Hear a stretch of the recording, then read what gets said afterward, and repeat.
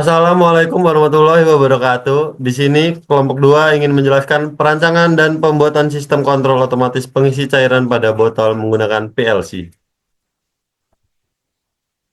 Di sini kelompoknya ada Aji Priangga, Fadel Akbar Al-Fatah, dan Muhammad Ilhandi, Abdul Razak Al-Fatah, dan Abada Galuh.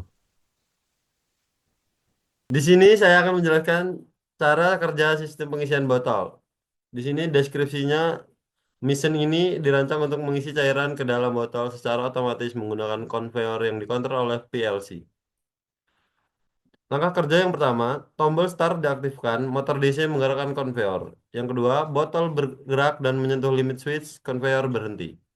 Yang ketiga, solenoid valve terbuka dan mengisi botol dengan cairan sesuai waktu yang ditentukan. Yang ketiga, setelah pengisian selesai, konveyor kembali berjalan membawa botol ke sensor. Yang kelima, sensor memberi sinyal ke counter untuk menghitung botol yang selesai diisi. Yang terakhir, setelah jumlah tertentu tercapai, sistem berhenti, buzzer berbunyi, dan lampu indikator menyala. Selanjutnya akan dijelaskan oleh rekan saya. Diem sih ya, penuh ini memorinya. Saya Abdul Razak Al-Fatah, saya akan melanjutkan penjelasan dari rekan saya sebelumnya. Selanjutnya yaitu adalah diagram blok sistem. Diagram blok sistem terdiri dari 4 komponen yaitu power supply, input, proses, dan output. Di input terdapat 5 perangkat yaitu pas button start, pas button stop, pas button reset, limit switch, sensor, lalu kemudian counter. Kemudian untuk bagian prosesnya di sini menggunakan PLC Omron Sysmax CPM 1A dan untuk outputnya menggunakan motor DC, solenoid valve, buzzer, dan lampu indikator. Selanjutnya akan dijelaskan oleh rekan saya.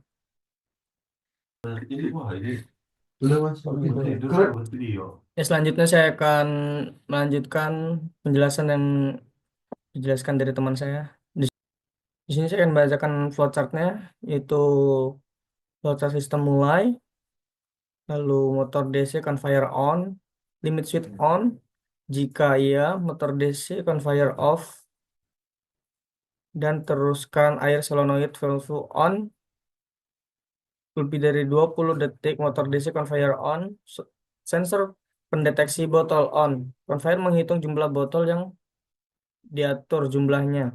Jika tidak, motor DC conveyor on. Berhenti, selesai. Lalu, input dan device kali ini akan dibacakan oleh teman saya, Galuh Adabah.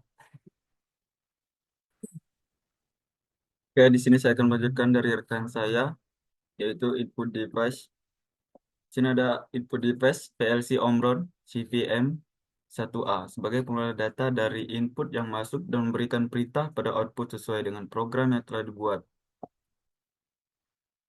Input device push button. Push button merupakan perangkat input manual yang terdiri dari push button start, push button stop, dan push button reset. Push button start digunakan untuk memulai proses atau mengaktifkan sistem. Push button stop berfungsi untuk menghentikan proses yang sedang berjalan, sedangkan push button reset digunakan untuk mengembalikan sistem ke kondisi awal atau standby. Push button ini bersifat momentary, yaitu hanya aktif saat tombol ditekan, sehingga memungkinkan kontrol langsung oleh operator. Selanjutnya ada limit switch. Limit switch adalah sensor mekanis yang berfungsi untuk mendeteksi keberadaan atau posisi batas suatu objek. Perangkat ini bekerja ketika objek menekan tuas atau mekanis pada limit switch, sehingga mengirimkan sinyal ke PLC. Limit switch biasanya digunakan dalam sistem kontrol untuk menghentikan perangkat seperti konveyor ketika objek mencapai posisi yang diinginkan. Udah ada sensor fotoelektrik. Sensor yang digunakan dalam sistem ini adalah sensor fotoelektrik Omron E3Z T8. Selanjutnya ada input device sensor fotoelektrik. Sensor yang digunakan dalam sistem ini adalah sensor fotoelektrik Omron E3Z T81D tipe PNP yang termasuk dalam kategori sensor sourcing. Sensor ini bekerja berdasarkan prinsip deteksi cahaya, di mana cahaya yang dipancarkan dari pemancar emitter akan dipantulkan atau diterima oleh penerima receiver untuk mendeteksi keberadaan objek. Omron memiliki tipe keluaran PNP positif negatif positif, yang berarti ketika sensor mendeteksi objek, sinyal output akan memberikan tegangan positif ke perangkat yang terhubung. Dengan kata lain, sensor PNP ini bekerja sebagai transistor sourcing, di mana arus mengalir dari sensor ke beban ketika kondisi aktif atau terdeteksi.